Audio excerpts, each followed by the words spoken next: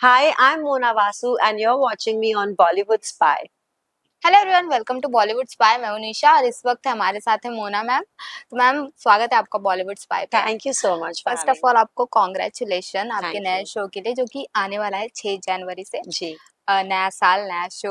जी कितने एक्साइटेड हैं आप इन सारी चीजों के लिए, और कितना प्रिपेयर किया आपने इस कैरेक्टर के बारे में, और क्या कुछ कहना चाहेंगे इस कैरेक्टर को लेकर? मैं बहुत एक्साइटेड हूँ, एक्साइटेड के साथ साथ नर्वस भी हूँ। एक तो बहुत सालों बाद में कलर्स के साथ कोई शो कर रही हूँ। 12 साल हो गए, 12 साल पहले I did a show with colours. So yes, I am very excited and also very nervous because ऐसा कोई कैरेक्टर मैंने पहले प्ले नहीं किया है। हम्म। जो शेड्स इस कैरेक्टर में है, I have not got the opportunity to portray them before this, hmm. so I'm also nervous. काफी एक्चुअली थोड़ा बहुत रिसर्च उस लिहाज से मारनी पड़ी क्योंकि मैं ऐसे कोई रियल लाइफ कैरेक्टर्स को जानती नहीं हूँ, मतलब कोई रेफरेंस पॉइंट नहीं था मेरे पास हम्म। ऐश्वर्या के लिए। तो उसके लिए because I wanted to understand how she functions, how her brain functions. मेरे मेरे ब्रेन में शायद वो खाना ही नहीं है जो शायद उसके ब्रेन में है। तो ऐसे ही हमारी बातचीत भी होती रहती है, डायरेक्टर से भी मैं डिस्कस करते रहती हूँ। कई बार मुझे ऐसा लगता है सीन में कुछ ऐसे डायलॉग आता है, मुझे लगता है सर ऐसे ऐसे भी बोलते हैं लोग, ऐसे भी होते हैं। बोले हाँ होते हैं। और फिर मैं घर जाके थोड़ा यूट्यूब पे भी रिसर्च करती हूँ, मुझे लगता है हाँ ऐसे लोग हैं। हम्म। और न्यूज़ भी कितनी आती है, we there are so many aspects, facets to our personalities जो हम सबको नहीं दिखाते, सबको राइट। हम हर चीज नहीं दिखाते हैं। हम्म। कुछ एक एक्सटीरियर होता है और एक हमारा अंदर का होता है जो सिर्फ हमारे जो क्लोज होते हैं हमसे, या तो वो जानते हैं या शायद कभी कभी वो भी नहीं जानते हैं राइट। तो ऐसा एक कैरेक्टर पोर्ट्रे करना अपने आप में इट्स अ ब्रिलियंट अपॉर्चुनिटी। तो I just hope I do justice to it and I hope the audience loves it and gives me a good feedback. इस स्टोरी का जो मेन किरदार है मन्नत, उसके आप बहुत अहम भूमिका उनकी लाइफ में निभाने वाले हो। तो उनसे of screen and on screen bonding के बारे में क्या कहना चाहेंगे? कैसी लगी वो एज अ पर्सन, कैसी हैं, एंड शूटिंग एक्सपीरियंस कैसा रहा उनके बहुत साथ? बहुत क्यूट हैं, बहुत प्यारी हैं। और पहले दिन हम प्रोमो पे ही मिले थे और मुझे तब भी ऐसी फीलिंग हुई थी कि यार मतलब कितने प्रोफेशनल हैं आजकल के बच्चे। कितना like she is so inspiring actually because that they know that job, they know कितना कैसे उनको कुछ समझाने की जरूरत नहीं पड़ती है। And also she is a beautiful hmm. Actor. like I was saying, like she's like a complete perfect mix of vulnerability and strength, which is very important to have as an actor and in your performance, which she has. And also she's very sweet to work with. It's a very nice, happy, cordial relationship. हालांकि अभी हमारे बहुत ज़्यादा scenes हुए नहीं है क्योंकि वो अभी तक उन्होंने हमारे रेस्टोरेंट को ज्वाइन नहीं किया। तो हम्म। कर लेंगे तो फिर हमारे बहुत ज़्यादा टशनबाजी वाले सीन्स होंगे। बट एज ऑफ नाउ जितने भी सीन्स हुए हैं उसमें मुझे बहुत मज़ा आया।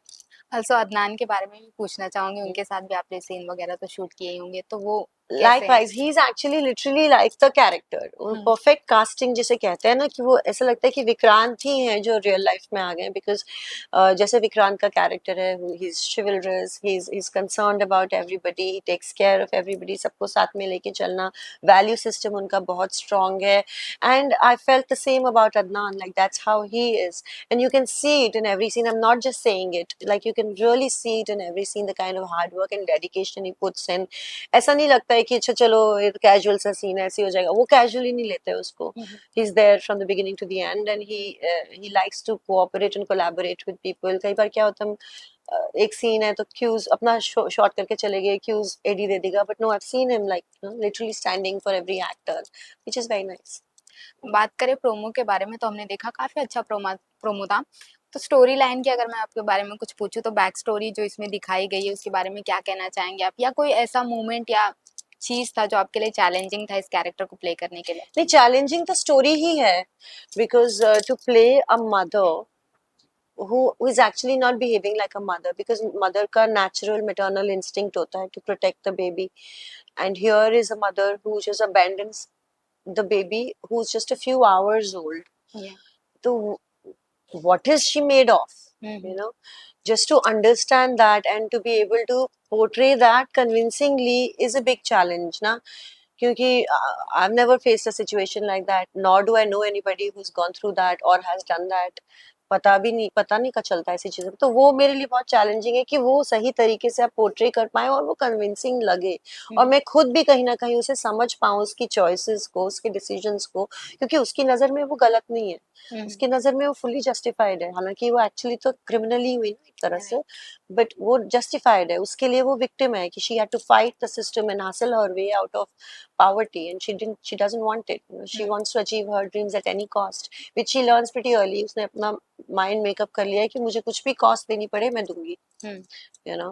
So that is the difficult part, because that is not something very relatable, हम्म, क्योंकि आप किसी भी कैरेक्टर में पहले आप सिमिलैरिटीज ढूंढते हो और उस बेसिस पे आप काम करना शुरू करते हो।